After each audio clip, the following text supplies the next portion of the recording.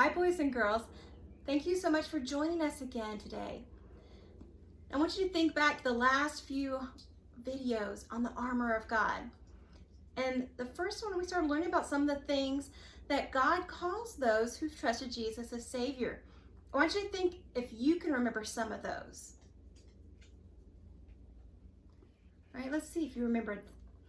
We're called child of God, saved, a Christian, redeemed, forgiven, a disciple, a follower of Jesus, and a soldier of Christ. And we also learned that a soldier needs to follow the orders of his leader, her leader, and that is God. He's given us his orders, how to live, how to follow him in his true word, the Bible. And you and I can read it and learn how to follow God every day. Because when you know Jesus is Savior, he's there with you to help you to follow him, help you to live for him. But we also learned that we have an enemy. The enemy is Satan. He hates God. He doesn't want anyone to know God, love God, or follow God. And so Satan uses different things to try to stop us from being good examples of Christians, a way that we live that honors God. And he thinks like tempting us to get us to disobey. Oh, it's not that bad, or everybody's doing it, or it's only wrong back then. Things have changed. And sometimes he uses the situations around us to make things hard or difficult to try to get us to make choices that would not please God. And because of that, because of all that he does, we need protection. And God has given us protection. He's given us amazing armor to help us in this battle every day against sin, against temptation, against Satan, and the things that he throws against us in this life. God has given us amazing armor. In Ephesians, where it talks about the armor of God, it says, "Put on the whole armor of God, that you may be able to stand against the schemes of the devil." It's so important to think about that armor, to use it. Now, when Paul, the man that God used to write this book, when he was writing it to the Christians, he was in the city of Rome, the capital of the Roman Empire. And so all around him, he saw Roman soldiers. They were in their armor. He knew how important that armor was for those soldiers. And in this letter to the Christians in the book of Ephesians, he was trying to impress on them the importance of wearing the whole armor of God. Now today, when people join the military, they are given equipment or armor, and then they're given training in how to use that. And they're given weapons to fight against the enemy in battle.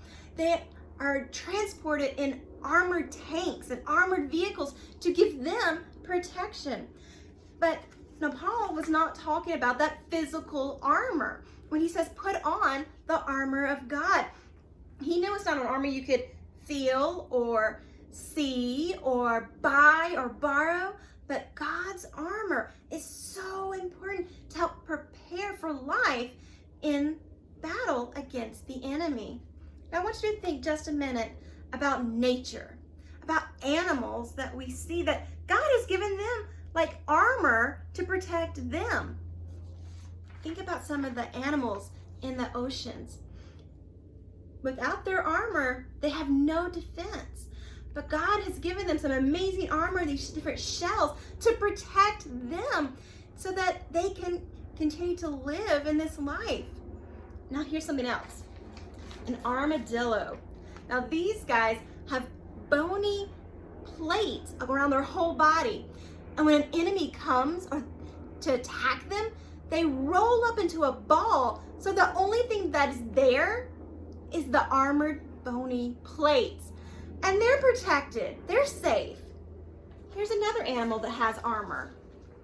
The turtle. When it's afraid or is going to be attacked by a would-be enemy, it tucks its legs and its tail and its head all into its shell and closes up. And the only thing there is the shell. And it outlives many of its would-be enemies and attackers. God cares about the animals, and he's given them ways to protect themselves in this physical life. But how much more important you and I are, because people were made with a soul.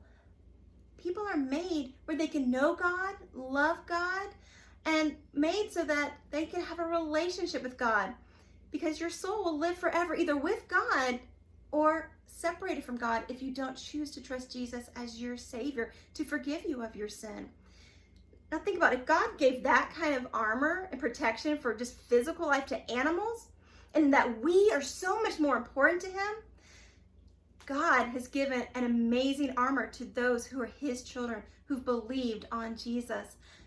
And this armor is needed every day in the battle against Satan, the battle against his lies and his temptations, the battle against listening and being deceived and discouraged by all the things around us in life that he throws at us to try to get you and me from living a life that honors God.